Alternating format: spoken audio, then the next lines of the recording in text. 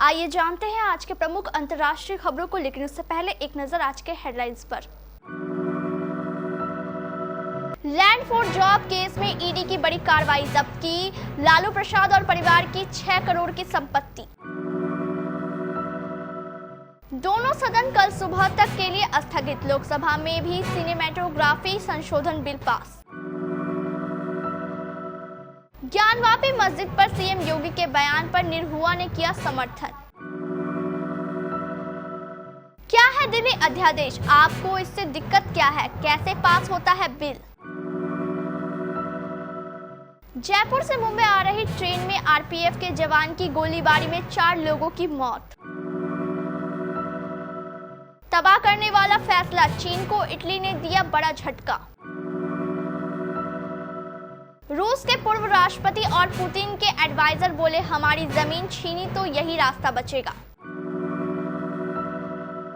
Jet Airways के उड़ान भरने का रास्ता हुआ साफ, डीजीसीए से मिला एयरपोर्ट ऑपरेटर सर्टिफिकेट। पुष्पा 2 में नजर आएगी ये हसीना, धांसू आइटम नंबर की तैयारी में मेकर्स। पाकिस्तान होगा कोसों पीछे, वेस्टइंडीज में फिर कमाल करेगी भारतीय टीम। लैंड फॉर जॉब मामले में प्रवर्तन निदेशालय ने सोमवार को एक बड़ी कार्रवाई करते हुए लालू परिवार की 6 करोड़ की संपत्ति को जब्त कर लिया।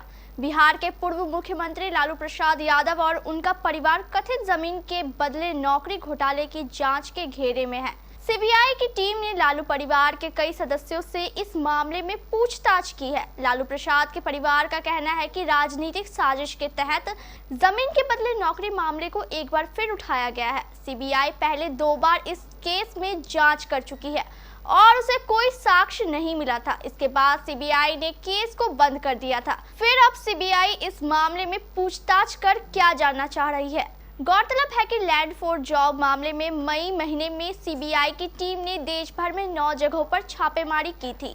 सीबीआई ने पटना, आरा, भोजपुर, दिल्ली और गुरुग्राम में रेड मारा था।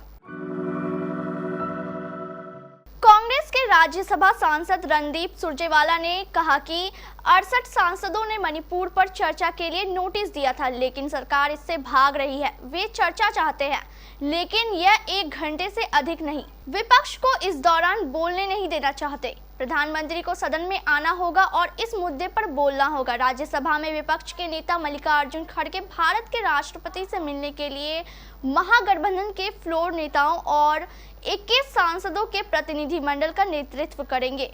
उन्होंने मणिपुर का मुद्दा उठाने के लिए भारत के राष्ट्रपति से मुलाकात का समय मांगा है। मणिपुर मुद्दे पर संसद में प्रधानमंत्री नरेंद्र मोदी से बयान की मांग कर रहे हैं। विपक्ष के विरोध के बाद सोमवार को लोकसभा की कार्रवाई दिन भर के लिए स्थगित कर दी गई। उत्तर प्रदेश के वाराणसी में स्थित ज्ञानवापी मस्जिद को लेकर दिए गए मुख्यमंत्री योगी आदित्यनाथ के बयान को लेकर विवाद शुरू हो गया है। इसी बीच भोजपुरी अभिनेता और आजमगढ़ से बीजेपी सांसद दिनेश लाल यादव निरहुआ ने सीएम योगी के बयान का समर्थन किया है। निरहुआ ने कहा कि जब हम कमजोर थे तो किसी ने हमारे स्थान पर अपना नेम प्लेट लगा दिया था, लेकिन जब अब हम मजबूत हैं तो अपना नेम प्लेट लगाना गलत नहीं है। इस दौरान निरहुआ ने विपक्ष पर हमला बोला।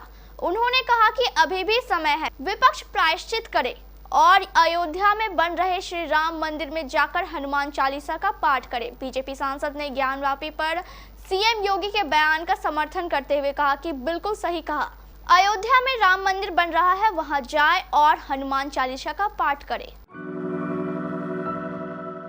दिल्ली अध्यादेश से जुड़ा एक बिल जल्द ही लोकसभा में पेश किया जा सकता है। आम आदमी पार्टी ने अध्यादेश जारी होने के बाद सुप्रीम कोर्ट का रुख किया था। कोर्ट ने फिलहाल इस मामले को 5 जजों की संविधान पीठ को सौंप दिया है। वहीं अध्यादेश को लेकर विपक्ष का विरोध जारी है। आम आदमी पार्टी ने अध्यादेश जारी होने के बाद सुप्रीम कोर्ट का रुख किया था।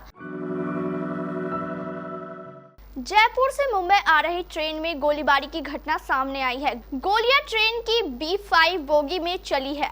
ट्रेन में हुई गोलीबारी की इस घटना में 4 लोगों की मौत हो गई है। बताया जा रहा है कि ट्रेन में गोलीबारी की ये घटना सुबह लगभग 5 बजे हुई और गोली चलाने वाला रेलवे सुरक्षा बल का एक जवान बताया जा रहा है। गोली मारने वाले आरपीएफ कांस्टेबल चेतन सिंह को पकड़ लिया गया है। पश्चिमी रेलवे ने बताया कि पालघर स्टेशन पार करने के बाद एक आरपीएफ कांस्टेबल ने चलते जयपुर एक्सप्रेस ट्रेन के अंदर गोलीबारी की। एक आरपीएफ एएसआई और 3 अन्य यात्रियों को गोली मारने के बाद आरोपी दहिसर स्टेशन के पास ट्रेन से बाहर कूद गया।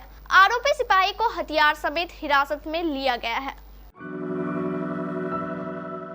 इटली के रक्षा मंत्री गुड्डो क्रेसेटो ने कहा कि 4 साल पहले चीन के महत्वाकांक्षी बेल्ट एंड रोड इनिशिएटिव में शामिल होने का इटली का फैसला तात्कालिक और तबाह करने वाला फैसला था। रविवार को प्रकाशित एक इंटरव्यू में क्रेसेटो ने कहा कि चीन के इस प्रोजेक्ट से चीन के व्यापार को तो फायदा हुआ है, लेकिन इटली को कोई फायदा नहीं हुआ। इटली की पिछली सरकार ने चीन के इस प्रोजेक्ट पर हस्ताक्षर किए थे और ऐसा करने वाला एकमात्र प्रमुख पश्चिमी देश बन गया था, लेकिन इटली की वर्तमान सरकार चीन के BRI प्रोजेक्ट को लेकर पछता रही है और वो खुद को इससे अलग करना चाहती है। BRI प्रोजेक्ट चीनी राष्ट्रपति शी जिनपिंग की महत्वाकांक्षी योजना है, जिसके जरिए वो चीन को व्यापार के लिए एशिया, यूरोप, अफ्रीका से जोड़ना चाहते हैं। इसे नया सिल्क रूट भी कहा जाता है। इस प्रोजेक्ट में बड़े बुनियादी ढांचे के निर्माण के लिए चीन भारी खर्च कर रहा है। हालांकि आलोचक कहते हैं चीन इसे अपने भू राजनीतिक और आर्थिक प्रभाव को बढ़ाने के एक उपकरण के रूप में इस्तेमाल कर रहा है। करीब 1.5 साल से चल रही रूस यूक्रेन जंग में अब परमाणु हमले का खतरा है। प्रेसिडेंट व्लादिमीर पुतिन के स्पेशल एडवाइजर और रूस के पूर्व राष्ट्रपति दिमित्री मेदवेदेव ने यूक्रेन को परमाणु हमले की धमकी दी है। मेदवेदेव ने कहा, अगर यूक्रेन इसी तरह जवाबी हमले करता रहा और उसने नाटो के साथ मिलकर हमारी जमीन पर कब्जा करने की कोशिश की तो फिर हमें मजबूरी में न्यूक्लियर वेपन्स इस्तेमाल करने पड़ेंगे। रूस की तरफ से यूक्रेन पर एटमी हमले की धमकी पहली बार नहीं दी गई है। फरवरी और अप्रैल में खुद पुतिन कह चुके हैं कि अगर अमेरिका और नाटो यूक्रेन की मदद करते हैं तो रूस एटमी हथियारों समेत तमाम ऑप्शंस इस्तेमाल करेगा। एविएशन रेगुलेटर DGCA की ओर से जेट एयरवेज को एयरपोर्ट ऑपरेशन सर्टिफिकेट जारी कर दिया गया है। इसके बाद से एयरलाइन के लिए दोबारा से अपनी विमान सेवाएं भारत में शुरू करने का रास्ता खुल गया है। जेट एयरवेज को दोबारा शुरू करने के लिए काम कर रही जालान कार्लो कंसोर्टियम ने इस पर खुशी जताते हुए कहा कि इससे पता चलता है कि इंडियन एविएशन रेगुलेटर का जेट एयरवेज को दोबारा से शुरू करने का भरोसा हम पर बना हुआ है। बॉलीवुड के सुपरस्टार अल्लू अर्जुन और रश्मिका मंदाना की फिल्म पुष्पा ने बॉक्स ऑफिस पर जमकर धमाल मचाया था। निर्देशक सुकुमार के डायरेक्शन में बनी इस फिल्म के सीक्वल का बेसब्री से इंतजार किया जा रहा है और इसे लेकर कोई ना कोई खबर लगातार सामने आती ही रहती है। फिल्म का धांसू टीजर देखने के बाद फैंस का एक्साइटमेंट लेवल 7वें आसमान पर पहुंच चुका है और वह इससे जुड़ी हर जानकारी जानना चाहते हैं। दोनों सुपरस्टार की इस फिल्म को लेकर लगातार कोई ना कोई दिलचस्प जानकारी सामने आ रही है। अब आ रही खबरों के मुताबिक फिल्म में एक नई हसीना की एंट्री हुई है। वह लीड एक्ट्रेस के तौर पर नहीं बल्कि एक खास आइटम सॉन्ग करती हुई दिखाई देगी।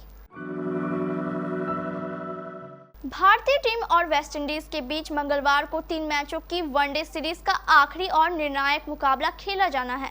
यह मैच पोर्ट ऑफ स्पेन में भारतीय समय अनुसार शाम 7 बजे खेला जाएगा। फिलहाल दोनों टीमों के बीच यह सीरीज 1-1 की बराबरी पर है। सीरीज का पहला मैच भारतीय टीम ने जीता था, जबकि दूसरे वनडे मैच में कप्तान रोहित शर्मा और विराट कोहली नहीं खेले थे। ऐसे में हार्दिक पांड्या ने कमान संभाली, लेकिन वो मैच नहीं जिता सके थे। मेजबान विंडीज ने दूसरा वनडे जीतकर सीरीज बराबर कर दी।